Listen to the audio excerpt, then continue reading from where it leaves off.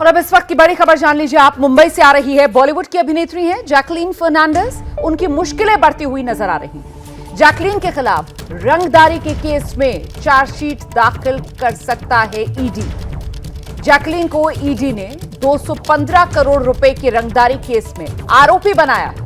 इस वक्त की बड़ी खबर, जैकलीन फर्नांडिस, उनकी मुश्किलें बढ़ सकती हैं।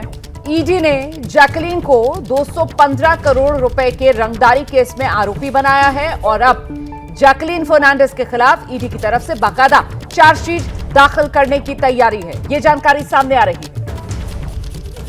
मुश्किलें जैकलीन फर्नांडिस की बढ़ सकती हैं। मामला रंगदारी केस से जुड़ा हुआ, कुल 215 करोड़ रुपए की रंगदारी का यह मामला।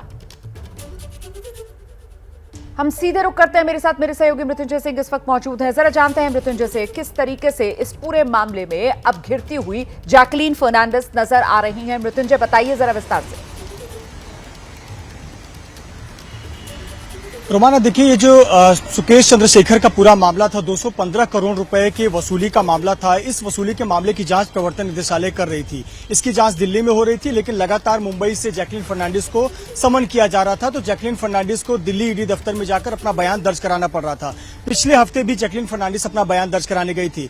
इस 215 करोड़ रुपए का जो वसूली मामला है सुकेश चंद्रशेखर का, इस जांच में ईडी ने यह पाया है कि जैकलीन फर्नांडिस को अच्छे से पता था कि सुकेश चंद्रशेखर एक आरोपी है, एक वसूली करने वाला व्यक्ति है, कॉनमैन है, और ये वसूली के पैसे इसके पास आए हुए हैं। साथ ही साथ सुकेश चंद्रशेखर ने 10 करोड़ रुपए से अधिक की राशि जैकलीन फर्नांडिस अभिनेत्री को दी थी। इस 10 करोड़ में से 7 करोड़ 15 लाख रुपए एफडी किए गए थे, जिसे अप्रैल महीने में ईडी ने सीज किया था। साथ ही साथ 15 लाख रुपए कैश भी ईडी ने सीज किया था। ऐसे पर ईडी ने अपनी जांच में पाया है कि जैकलीन फर्नांडिस को अच्छे से पता था कि सुकेश चंद्रशेखर एक कॉनमैन है, एक फर्जी आदमी है, ये वसूली कर रहा है और ये इसने 215 करोड़ रुपए की वसूली की है।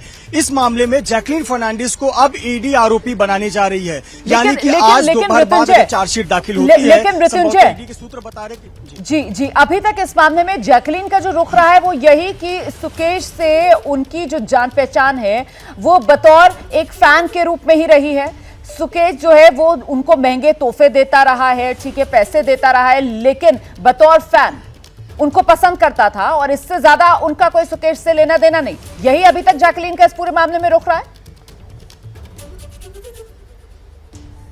बिल्कुल, जैकलीन फर्नांडिस ने अपने बयानों में यही बात कही है कि बतौर फैन वो मेरा प्रशंसक के तौर पर मुझे तोहफे देते रहा है, मैंने उससे करोड़ों के तोहफे लिए हुए। लेकिन ईडी इस बात से सहमत नहीं है। ईडी ने जो लिंक स्टैब्लिश किया है कि अगर ये 215 करोड़ रुपए वसूली के हैं और इसी पैसे का जो हिस्सा है करोड़ों रुपए, 7 करोड़ 15 लाख एफडी में जो जैकलीन ने जमा कराए, 15 लाख कैश मिले या अन्य जो गिफ्ट दिए गए, ये प्रोसीड ऑफ क्राइम है। यानी उस पैसे का उपयोग कहां हुआ? उस पैसे का उपयोग जैकलीन फर्नांडिस के ऊपर सुकेश चंद्रशेखर ने किया और इस बात की जानकारी जैकलीन फर्नांडिस को थी कि ये वसूली के पैसे हैं जो मेरे ऊपर खर्च किए गए हैं, यानी मुझे तोहफे के रूप में दिया गया है। क्राइम की जानकारी थी जैकलीन फर्नांडिस को, यह आरोप है ईडी का और इसीलिए ईडी जो है अब चार्जशीट में बतौर आरोपी जैकलीन फर्नांडिस का नाम जिक्र कर सकती है और अगर ऐसा करती है तो जैकलीन फर्नांडिस की मुश्किलें बढ़ सकती हैं। अब देखने वाली बात यह होगी कि ईडी अगर चार्जशीट में जैकलीन फर्नांडिस का नाम मेंशन करती है आरोपी के तौर पर, तो क्या उनकी गिरफ्तारी भी होगी या फिर उन्हें जमानत लेनी होगी? इसी पर मैं आगे आना चाहती हूँ। कानून के जानकार क्या बता रहे हैं, क्योंकि अभी तक जो आप अपनी बात में बता रहे हैं कि ईडी की तरफ से ये कहा जा रहा है कि साहब सुकेश के बारे में जैकलीन को जानकारी थी कि सुकेश जो है वो वसूली करता है, मतलब जो आपराधिक बैकग्राउंड है उसके बारे में जैकलीन जानती थी और जो पैसा है गलत तरीके से जो उसने कमाया वो जैकलीन के हिस्से में आया। ये वो तमाम आरोप जिसके तहत चार्जशीट में जैकलीन का नाम ईडी दाखिल करने की तैयारी में है। लेकिन सवाल यह कि किन धाराओं के तहत जैकलीन पर अब यहां पर मामला आगे बढ़ सकता है और कितनी संगीन ये धाराएं हो सकती हैं। मृत्युंजय। बिल्कुल रोमाना, अब यही सबसे महत्वपूर्ण है कि जैकलीन फर्नांडिस जो चार्जशीट में अगर उनका नाम आ रहा है तो उन पर किस प्रकार की धाराएं लगाई जाती हैं। देखिए, जो ईडी से अधिकारियों से हमारी बात हुई, जो वो हमें बता रहे हैं कि भले ही उनका डायरेक्ट रोल वसूली में ना हो, लेकिन प्रोसीड ऑफ क्राइम में उनका रोल सामने आ रहा है। यानी कि उन्हें मुख्य रूप से तो पहले ये पता था कि सुकेश चंद्रशेखर का व्यापार क्या है, वो कोई बिजनेसमैन नहीं है, वो कॉनमैन है, फ्रॉड व्यक्ति है, वो वसूली के आरोप लगे हुए हैं उसके ऊपर। ऐसे व्यक्ति से आपने पैसे लिए, ऐसे व्यक्ति से आपने तोहफा लिया और बकायदा बाकायदा पैसे को, जो कि छोटी मोटी राशि नहीं है, 7 करोड़ 15 लाख की राशि को आपने एफडी किया, जो कि वसूली के बाद मिले हुए पैसों से किया हुआ है। साथ ही साथ आपके पास से 15 लाख कैश मिले हुए, जो आप कह रही हैं कि सुकेश चंद्रशेखर ने कैश दिए हुए हैं। इसके अलावा और भी महंगे तोहफे दिए हुए, 10 करोड़ से अधिक का खर्च सुकेश ने आपके ऊपर किया हुआ है। तो कुल मिलाकर जैकलीन को यह बात पता थी कि ये व्यक्ति जो है वो कॉनमैन है। उसके बावजूद भी आप तोहफा लेते रही और उसको आपने अपने पर्पस के लिए, अपने चीजों के लिए निवेश करते रही, बैंक में, एफडी के तौर पर, अन्य चीजों में। इसीलिए भले ही डायरेक्ट वसूली के मामले में नाम ना है, लेकिन निश्चित तौर पर अगर चार्जशीट में जैकलीन फर्नांडिस का नाम आ रहा है तो इसका मतलब है कि चार्जशीट में उनके ऊपर भी धाराएं लगेंगी। अब देखना पड़ेगा कि जो prevention of money laundering act है, क्या पीएमएलए की किन धाराओं के तहत जैकलीन पर ये धाराएं लगती हैं, और अगर ऐसा होता है तो उनकी मुश्किलें बढ़ सकती हैं। उन्हें तुरंत तत्काल कोर्ट का भी रुख करना पड़ सकता है राहत पाने के लिए।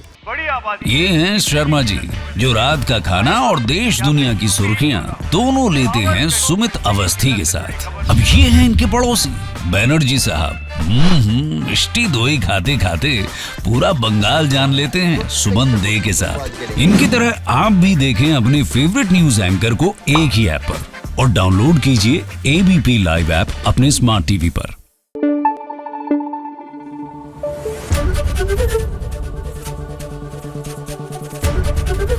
एबीपी न्यूज आपको रखे आगे।